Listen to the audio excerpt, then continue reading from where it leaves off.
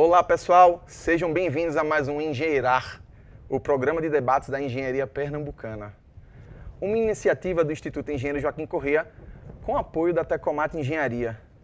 Nosso convidado de hoje é o engenheiro civil Otávio Joaquim, mestre e doutor em Engenharia Civil pela Universidade Federal de Pernambuco, coordenador e secretário regional da Sociedade Brasileira de Acústica, SOBRAC, Regional Nordeste.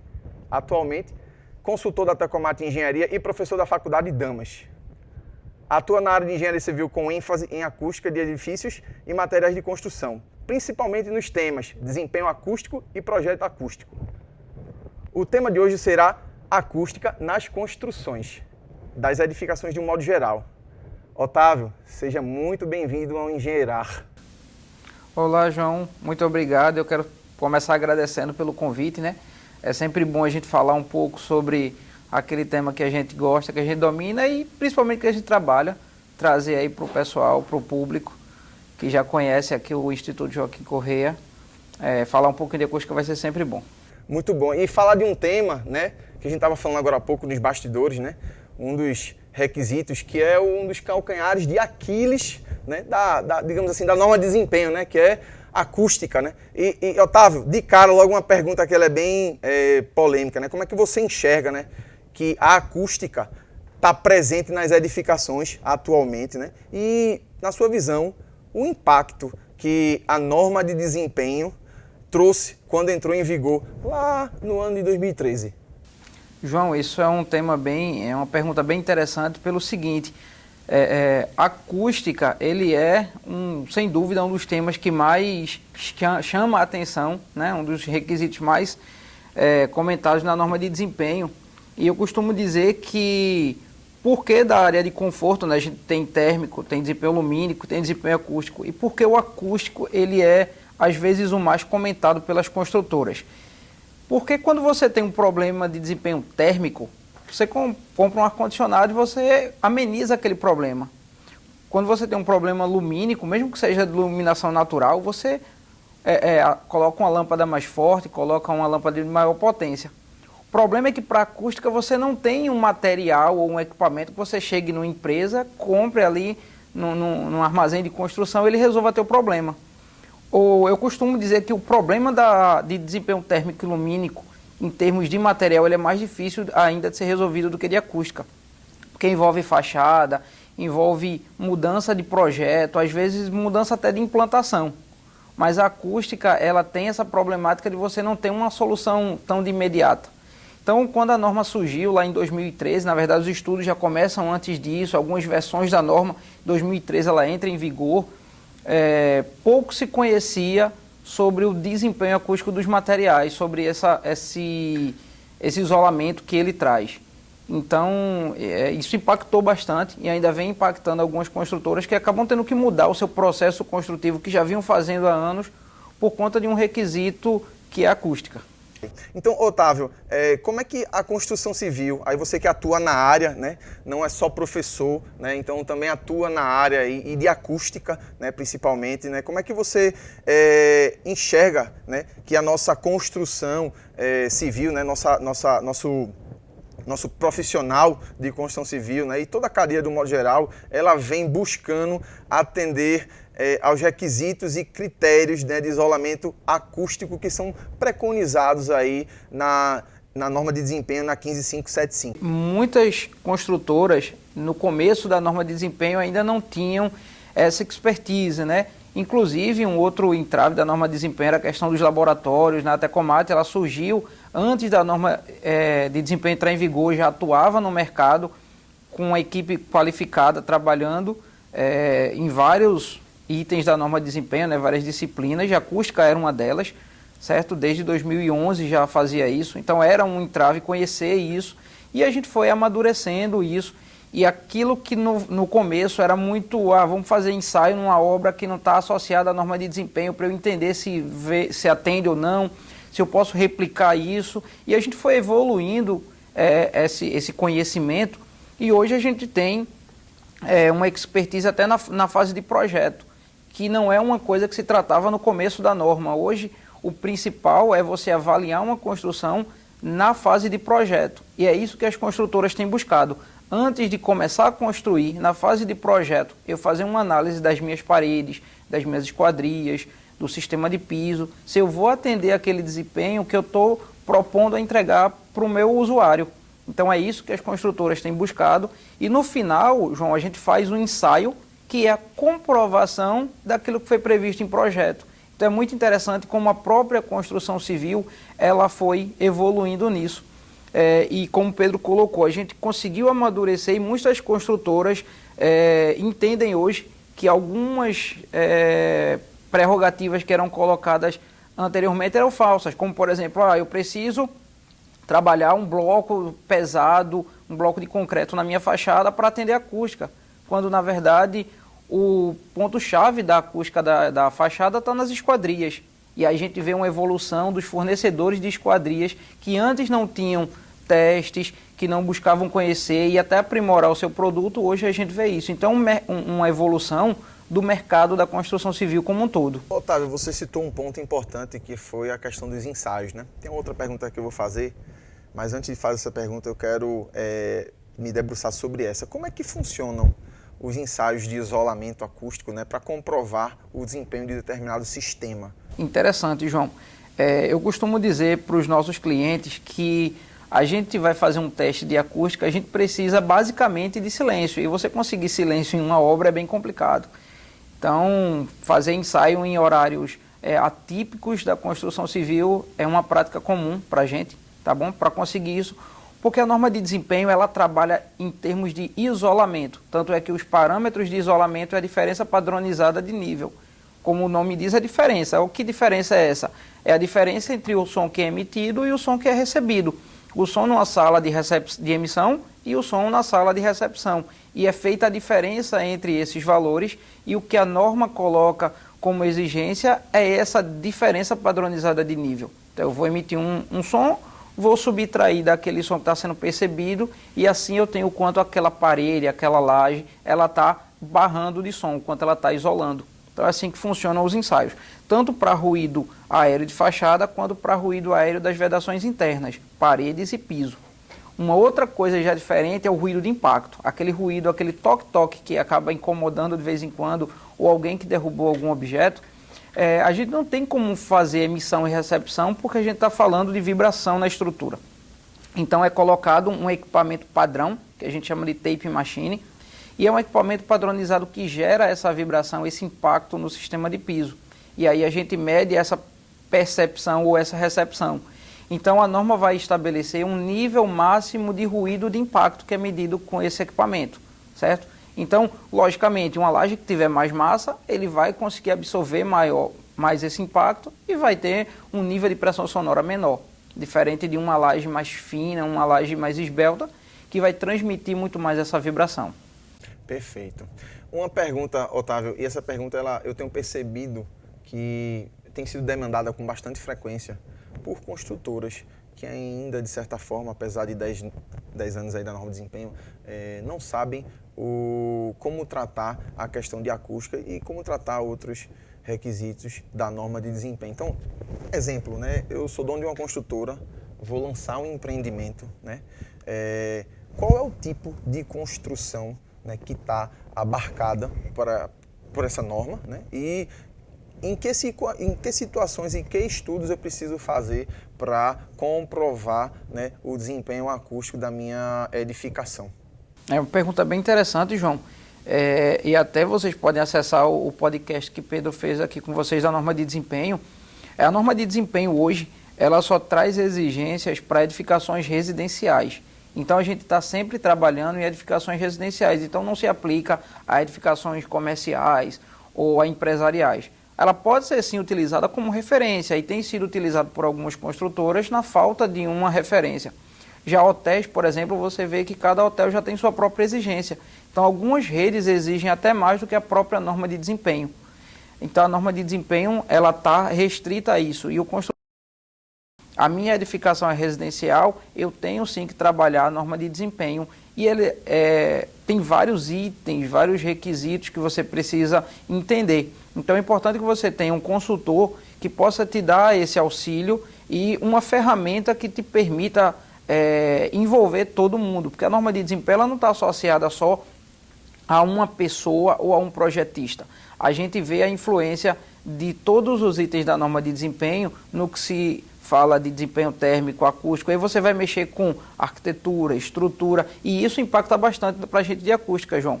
Porque você tem, por exemplo, uma laje, um sistema estrutural que estruturalmente atende a todas as normas, como a 6118 e todas as outras, mas acusticamente ela tem um desempenho ruim, onde você teria que fazer o uso de uma manta acústica, por exemplo, que vai mudar teu sistema construtivo, vai aumentar a espessura de contrapiso, vai trabalhar tanto o teu sistema que talvez você possa conversar com um calculista e aumentar a espessura da tua laje em 2, 3 centímetros de concreto e atender ao desempenho mínimo da norma.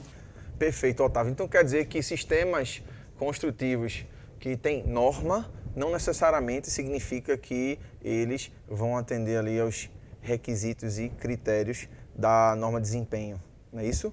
Isso, exatamente. Os critérios... Então, por exemplo, desculpe só eu lhe interromper. Então, por exemplo, se tratando de acústica, a gente está na fase de projeto, né, da nossa construção. Que análises, né, são necessárias, que análises são importantes que nós façamos a fim da gente identificar se aquele meu empreendimento, aquela minha futura construção vai atender ao desempenho acústico? A gente trabalha, João, com a norma de desempenho partindo primeiro de uma análise de projeto. Então, o projeto mãe de todos os projetos é o projeto arquitetônico.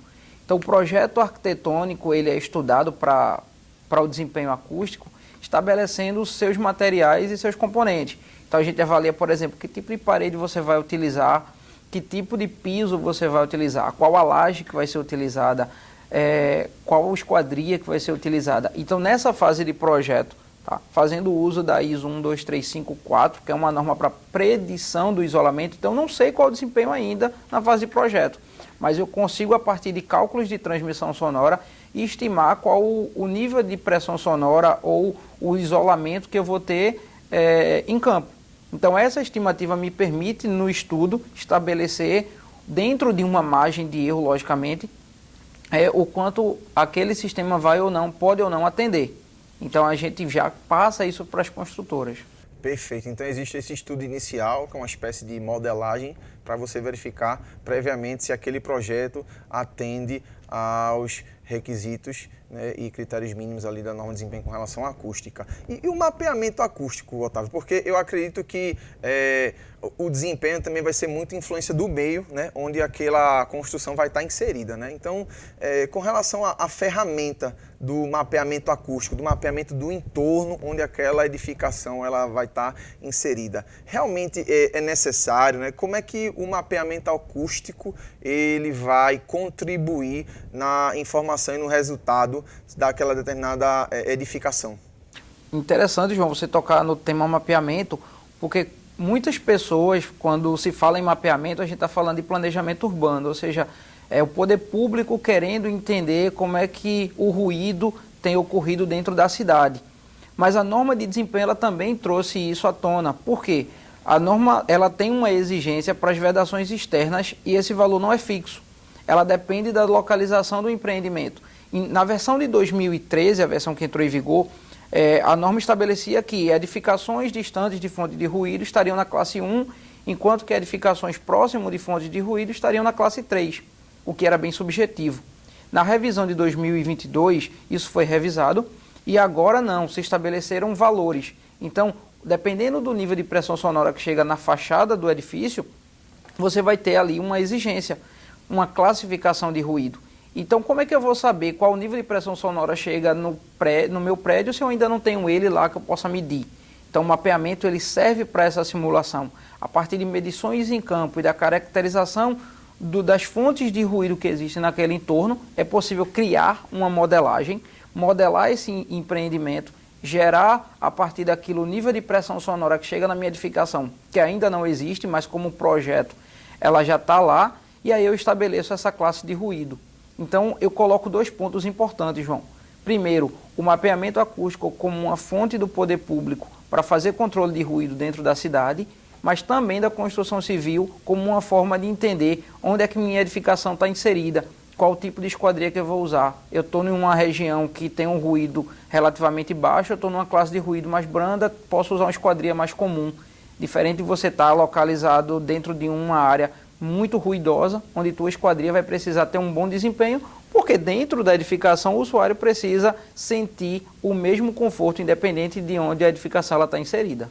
Com relação à questão do mapeamento, então, é certo afirmar que a pressão sonora ela muda ao longo do tempo, porque o arcabouço urbano ele é heterogêneo.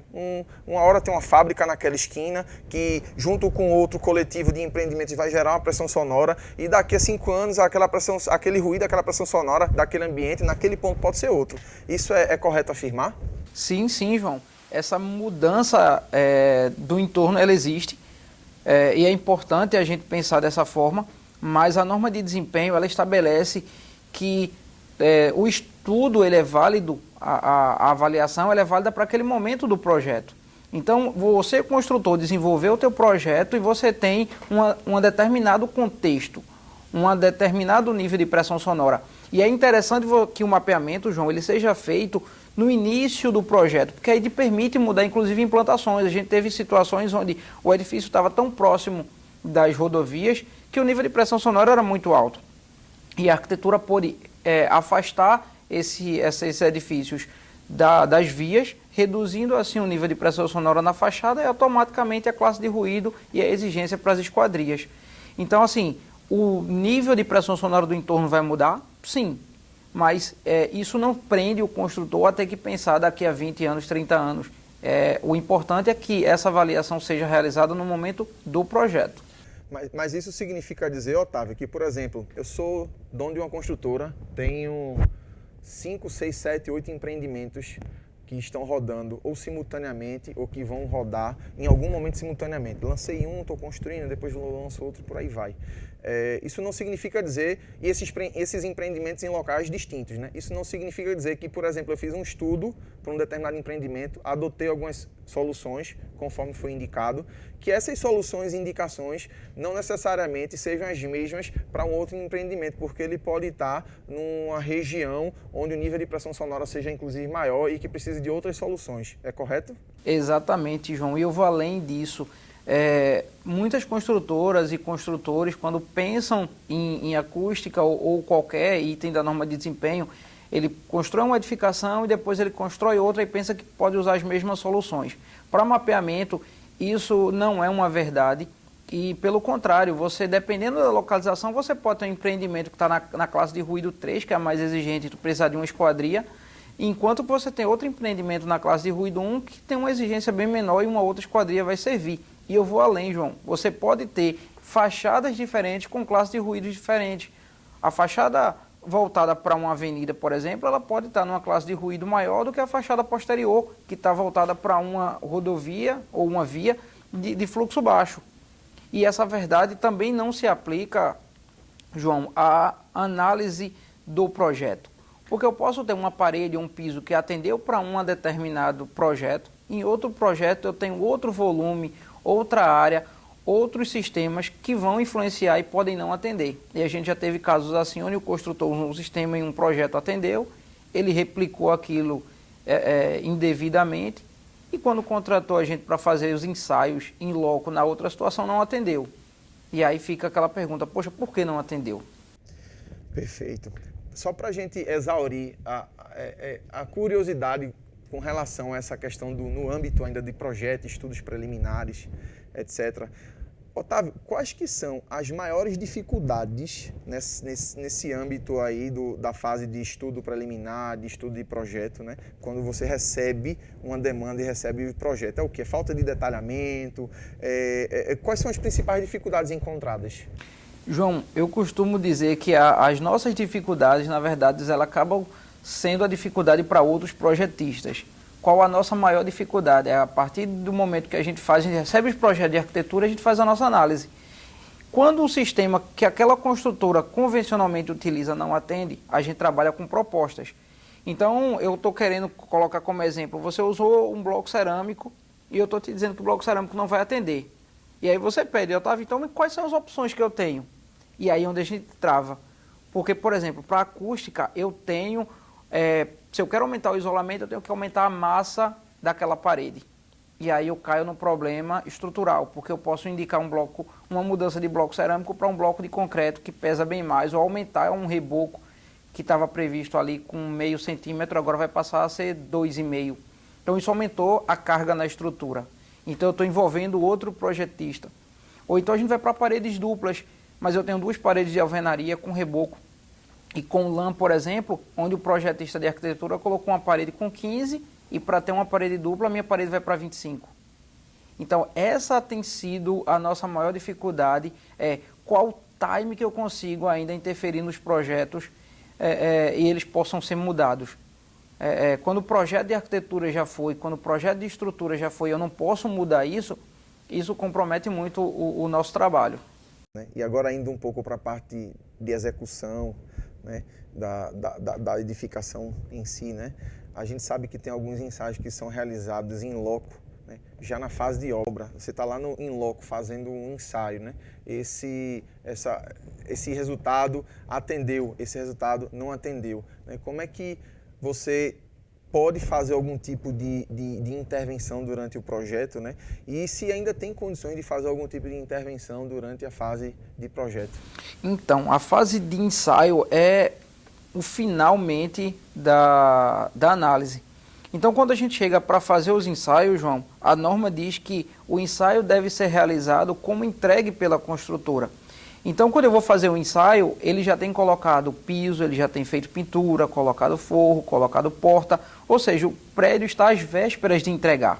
Então, eu trazer uma solução a essa altura do campeonato, como a gente diz no futebol, né, já nos acréscimos, é muito complicado, é muito difícil. Então, por isso que essa análise de projeto ela é importante, para você garantir que os resultados vão ser atendidos.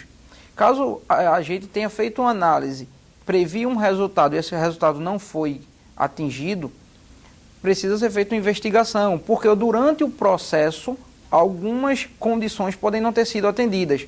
Como, por exemplo, você faz uma análise considerando uma parede, aquele resultado não é atingido, mas você observa que houveram falhas de execução, como, por exemplo, uma abertura nessa parede, um furo para passagem de instalação, uma caixa de elétrica que ficou lado a lado com a outra, e isso comprometeu o isolamento daquela parede. Isso são condições de inspeção que a gente pode fazer e vai conseguir atender. Por outro lado, João, quando não é feito esse estudo preliminar, e você vai fazer o ensaio, às vezes são obtidos resultados que eram esperados para aquele sistema. Eu vou dar como exemplo uma alvenaria de bloco cerâmico, desse mais comum, de 9 centímetros, com 8 furos, que tem um isolamento baixíssimo e uma exigência para ambientes de dormitórios que é muito alto. Então você não vai atender. E então quando a gente chega com esses resultados, obtém esses resultados que leva para o cliente, não é que teve alguma falha no processo, mas que o sistema ele não tem o desempenho suficiente para o que é exigido. Tá bem, vamos lá, vamos para outra situação prática e uma curiosidade, né, e que acredito que seja a curiosidade de alguns ouvintes nossos, né? Imaginemos uma situação onde o sistema, né, o ambiente, a edificação passa nos critérios, num critério mínimo lá, né, de acústica, mas ainda assim o ruído gerado naquele ambiente tem gerado reclamações e, consequentemente, a construtora é acionada em função desse ruído, né? Você tem se deparado com isso? Nessas situações, qual é o tipo de abordagem? As construtoras elas sempre vão estar focadas em duas situações. O mínimo, que é o que está na norma, ou seja, se eu atendo a norma, é o mínimo que eu tenho que fazer. E o segundo ponto é o meu cliente. Nenhuma construtora quer entregar o empreendimento e ter as pessoas reclamando do seu produto. Então a gente tem, João, muitos casos onde o próprio construtor diz para a gente, eu não quero atender o mínimo não, porque meu cliente não aceita o mínimo, então eu vou além. Mas também já tivemos casos onde a gente foi contratado para fazer os ensaios em campo e a gente fez, os resultados atendiam a norma de desempenho e o cliente estava insatisfeito com essa geração de ruído. Isso é comum também acontecer, até porque alguns dos critérios estabelecidos na norma de desempenho são muito brandos e isso acaba acontecendo. Mas, respondendo a tua pergunta, a construtora ela não é obrigada a atender um desempenho que ela não ofertou. Se ela está dizendo que vai atender ao desempenho mínimo, ela tem que garantir o mínimo. Se acontece do desempenho ser o mínimo, mas não o suficiente, aí, logicamente, é uma questão de, não do sistema, mas uma questão do usuário. Para a acústica, isso é bem mais delicado, porque a gente está falando da percepção humana. Então, você pode ter uma pessoa extremamente ruidosa, vizinho de uma pessoa extremamente sensível. E aí você vai ter um problema grande. E a norma de desempenho, ela não está focada se a pessoa gera muito ruído ou se a pessoa é muito sensível a isso. Mas que aquele sistema tem uma capacidade de isolamento mínima. Então, quando isso é garantido, o desempenho é atendido. E, logicamente, as pessoas têm essa relação entre conforto e desempenho. Desempenho não necessariamente é conforto, já que conforto está associado à pessoa. É uma característica particular, né? O que é confortável para você talvez não seja para mim. Na fase de obra, Otávio, naquela fase final, como você colocou aí, quais são os ensaios que são realizados para verificar o atendimento ao desempenho acústico? Em desempenho acústico, a gente tem basicamente 4 ensaios. O ensaio da vedação externa, que é o ensaio da fachada, onde a intenção é qual o isolamento que aquela fachada tem, e eu comparo isso com a norma de desempenho. O outro são as vedações verticais internas. E aí eu abro um parênteses aqui bem interessante, João, que é o seguinte: a norma de desempenho ela só traz exigência para vedações verticais internas entre unidades ou entre unidades e áreas de uso coletivo.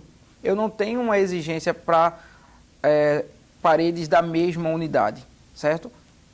O outro ensaio são as vedações horizontais ao ruído aéreo e, por último, as vedações horizontais ao ruído de impacto. Lembrando que em todos esses casos as exigências são apenas entre unidades ou entre unidades e áreas de uso coletivo.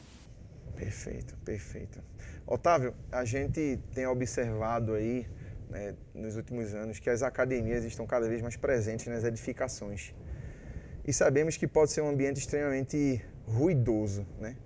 As academias, elas precisam de algum projeto acústico, de um cuidado especial para prover algum tipo de isolamento.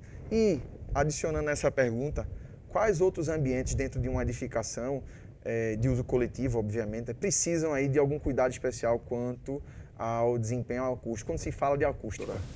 Essa pergunta é bem interessante, João, porque as áreas comuns hoje se tornaram a cereja do bolo das edificações, né, dos projetos hoje em dia. E você não tem mais aquele empreendimento simples onde você tem, ou não tem área coletiva, no máximo você tem ali uma piscina, um salão de festas. Pelo contrário, a gente viveu uma pandemia onde o cowork, né, aquele ambiente de trabalho de uso coletivo, ele passou a ser incorporado pelas edificações. E as academias também são uma delas. A gente não consegue pensar hoje, talvez, num prédio em lançamento que não tenha, no mínimo, uma academia, por mais simples que seja. Isso foi colocado no projeto e a acústica acabou não sendo pensada nisso. A norma de desempenho, ela traz exigências, como eu te falei, para vedações entre unidades e áreas de uso coletivo. Mas, quando a gente fala em academia, a gente está pensando em outro tipo de ruído. Não é o ruído aéreo que incomoda, ou por incrível que possa parecer, o ruído de impacto de pessoas caminhando. Mas é aquele soltar de pesos, os equipamentos que geram uma vibração que não está prevista nos ensaios que são realizados pela norma de desempenho. Então, na versão de 2013 não existia nenhuma referência a esse tipo de uso. Já na versão de 2022, quando houve a revisão, o que aconteceu foi que foi colocado uma observação de que o ensaio de ruído de impacto ele não é aplicável para academias e esses ambientes como crossfit e musculação. Por quê? Porque é outro tipo de ruído. A tape machine, como eu te falei, que é o equipamento utilizado para esse ensaio, não se aplica a esse tipo de ruído. É um ruído bem peculiar. Então, assim, o projeto precisa ser pensado. Pensar hoje, é difícil residencial, onde você vai ter uma academia sem pensar num projeto acústico, eu diria que hoje é impensável isso. Você tem que colocar isso lá, que o teu projeto acústico precisa acontecer. E eu vou além, João. Você tem situações ainda mais críticas e mais interessantes para o projeto arquitetônico, como colocar essa academia na cobertura. Para o projeto é muito bom, você tem uma vista de uma área bem valorizada, mas por outro lado você está gerando um potencial incômodo para os moradores que moram abaixo dessa academia. Ainda assim, existem ensaios ou algum tipo de ensaio que você consiga avaliar aí a eficiência das ações tomadas a fim de mitigar aí o ruído desses ambientes? A norma de desempenho ela não traz nenhuma referência e a gente ainda não tem isso, mas a gente tem partido na frente e já feito alguns estudos, tá? Simulando logicamente o uso natural desses ambientes e feito medições visando sempre o conforto do usuário. Antes da norma de desempenho, a gente tinha a NBR 10152, que trabalha justamente o conforto das unidades, e muito da 10152 foi trazida para a norma de desempenho. Então, quando eu te digo que a classe de ruído ela é diferente para a edificação que está próximo ou não de fontes de ruído, ela vem garantir o atendimento a 10152, que é o nível de pressão sonora máximo ali dentro da edificação. E é isso que a gente tem trabalhado e tentado vislumbrar uma exigência e, quem sabe, depois uma norma específica para tratar o ruído de academias. O que é que você enxerga de futuras tendências, né, para tratamento acústico em edifícios residenciais e que tipos de inovações podemos esperar aí nas futuras construções? O que a gente espera para a acústica, de um modo geral, é sempre buscar o melhor desempenho. Então, é natural você pensar em acústica o uso de paredes duplas, mas isso às vezes tem sido limitado dentro da nossa construção. E é irracional você pensar em aumentar a espessura de parede ou aumentar a massa dessas paredes. Para até te dar alguns exemplos, João, tem situações onde para atender o desempenho mínimo utilizando uma parede simples, a gente precisa preencher essas paredes com argamassa para torná-las pesadas. Então, isso vai de encontro ou em contrapartida à racionalização da construção civil e até a redução da carga estrutural. Então, uma coisa que eu acredito que vai se avançar bastante na construção civil é o uso do drywall, o uso das paredes duplas e esse pensamento da construção civil e não atender só ao mínimo da norma de desempenho. O mínimo da norma de desempenho está associado às edificações, aos apartamentos, às unidades habitacionais. Só que eu vou além, a gente vai entrar fortemente numa mudança também dessas áreas comuns. É você ter um cowork, por exemplo, com um tratamento acústico, não só para isolamento, mas para condicionamento desse ambiente. Um salão de festas que seja agradável, não só para isolar para as unidades vizinhas, mas que quem está usando aquele ambiente também possa ter um conforto dentro daquele salão de festas, dentro daqueles ambientes. Perfeito, ótimo. Otávio, a acústica é um tema sem fim, né? A gente poderia aqui ficar conversando horas até chegar a hora da pizza, né? Como a gente havia comentado. Mas, assim, a gente tem um público bastante heterogêneo, né? Tem bastante estudante de engenharia, estudante de arquitetura e, como eu falei, a acústica é um tema sem fim e é um tema extremamente detalhista, né? Nas minúcias, né? Então, eu queria que você, se puder, né, listasse aqui alguns canais onde o pessoal que está escutando a gente pode buscar mais informação sobre acústica, né? Quais são as principais normas, que canais onde a gente pode achar uma bibliografia inicial para poder se aprofundar aí no mundo da acústica nas edificações. Pergunta interessante, João. Os próprios canais e as redes sociais da Tecomate são objetos de divulgação de acústica. O Instagram da Tecomate, o blog da Tecomate, a gente sempre tem algumas matérias associadas à acústica. Além disso, a gente tem a SOBRAC, que é a Sociedade Brasileira de Acústica, que também traz eventos e alguns materiais sobre acústica. Um outro local bem interessante é o portal da Proacústica, né? A Sociedade para a Qualidade Acústica, que ela tem diversos manuais, João, para entendimento de classe de ruído, para entendimento de mapeamento, acústica básica. Então, são vários manuais. O manual de desempenho do CEBIC também é um manual bem interessante, que traz uma abordagem geral sobre desempenho. Então, são fontes ricas e onde você pode se aprofundar mais nesse tema que, como você colocou, é bem interessante, é bem amplo e tem diversas peculiaridades que, até para quem é não só arquiteto ou engenheiro ou estudante, João, mas o próprio construtor, aquele engenheiro que trabalha na obra, entender que ele não é só um ouvinte de acústica. O projeto está ali, mas ele precisa entender de alguns conceitos básicos para não ter aquele problema depois quando a gente fizer os ensaios. Excelente, excelente. Otávio, em nome do Instituto Engenheiro Joaquim Correia, quero deixar aqui meu muito obrigado. Obrigado, João. Eu só tenho a agradecer o convite, agradecer a vocês que estão nos assistindo e me colocar à disposição de vocês para atender, seja um profissional, construtor, o usuário de uma edificação ou um estudante que esteja interessado. A gente da Tecomate sempre se predispõe a estar atendendo vocês, independente da problemática, tá? Desde o problema de acústica aqui do meu vizinho que está fazendo ruído, até o ruído que está sendo gerado por qualquer outra fonte de ruído. A gente está aqui para atender vocês e eu me coloco à disposição. E mais uma vez agradeço. Para mim uma honra estar aqui com você e poder compartilhar um pouco desse conhecimento. Até mais, gente. Até o próximo Engenheirar.